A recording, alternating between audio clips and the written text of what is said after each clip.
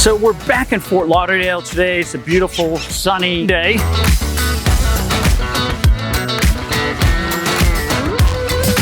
Offloaded the truck, it's all ready to go. We're gonna go back inside. I'm gonna dive the aquarium today and trim back a whole ton of corals, all of the greens, bird's nests. We're gonna trim back some Montiporas, and let's see how it looks.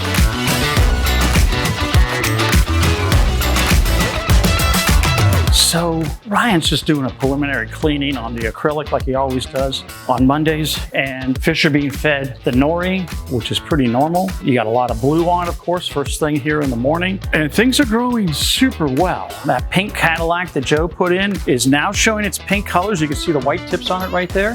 That piece right there is growing in super nice next to the tricolor, right, Ryan? That's a tricolor? Yeah, so Ryan, what are you thinking? We're gonna knock out all that bird's nest. I got the rope saw. I'm gonna go around that thing first and try to get that one out. Yep. And then probably that one. Which other ones? We should definitely knock that bird's nest back. Yep. This one? Yeah, pull him out of the center there. Yep. Knock a big leaf off that season's breeding, all that overgrowth. The green right there? Aquaria. Yep.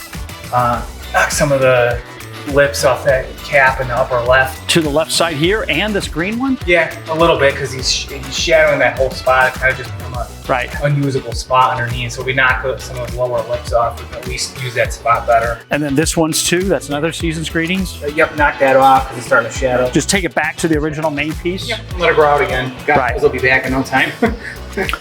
Right, and then this one here, we're gonna try to leave this growing? Yeah, the client does not want that touched. Right, so let's try to leave that one in. That one's a little challenging because it's in the way. Yeah. But certainly it's growing like a weed as well. All right, I'm gonna get suited up and get ready to dive.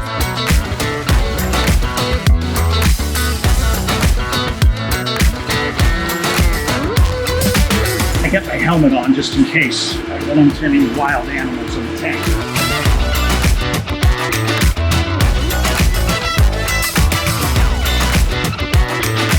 So I didn't stay at a Holiday Inn Express last night, but I did go lobster diving over the weekend. We took the pups out on the boat, caught a bunch of lobster, hogfish, and grouper. So I had some preliminary dives to do the dive. I haven't been into the aquarium for at least 9 months. Joey's been doing all the diving and Geo. So I'm gonna go in now. We're gonna take out some big corals and clean the tank up a little bit more so we can plant some more.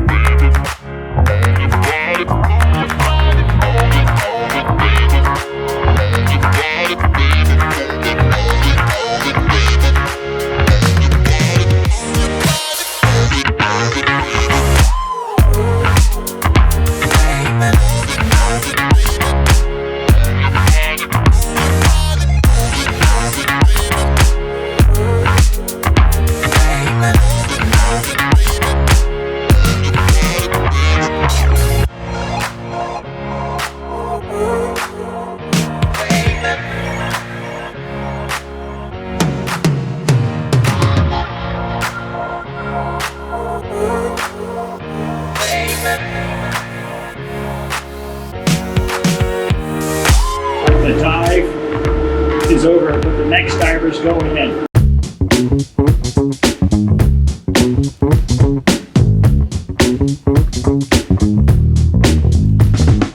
Came out great, right?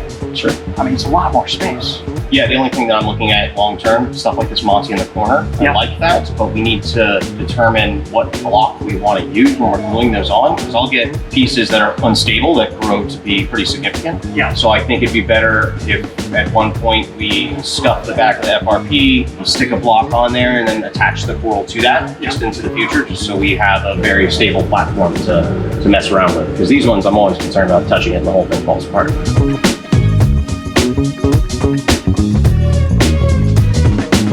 needed a really big haircut, and it got one.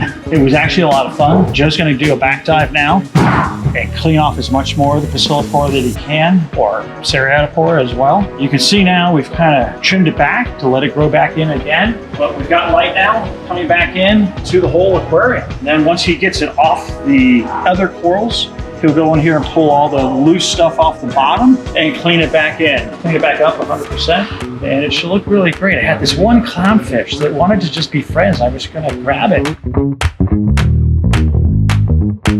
But it looks really good. It's another day playing with fish bowls.